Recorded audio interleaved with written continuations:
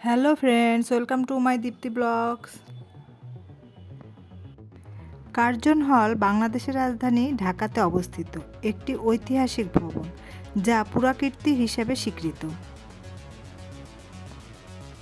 1904 সালের 19শে ফেব্রুয়ারি ভারতের তৎকালীন ভাইসরয় ও গভর্নর জেনারেল জর্জ নাথানিয়েল কার্জনের ভিত্তিপ্রস্তর স্থাপন করেন এবং তার নাম অনুসারে ভবনের নামকরণ করা হয়। বঙ্গভঙ্গ ঘোষিত হওয়ার পর প্রাদেশিক রাজধানী হিসেবে ঢাকাকে গড়ে তোলার জন্য রমনা এলাকার যেসব ইমারতের গুরুত্ব বৃদ্ধি পায়, কার্জন হল তার মধ্যে অন্যতম।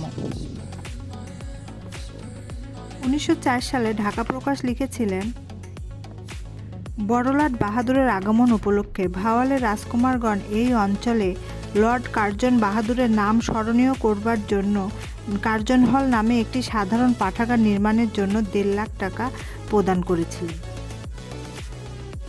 যা লর্ড কার্জন ঢাকায় এসে এর ভিত্তিপ্রস্তর স্থাপন করেন। এর পরের বছর বঙ্গভঙ্গ চূড়ান্ত হওয়ায় পূর্ববঙ্গ ও আসাম নামক নতুন একটি প্রদেশ গড়ে ওঠে, যার রাজধানী হয় ঢাকা।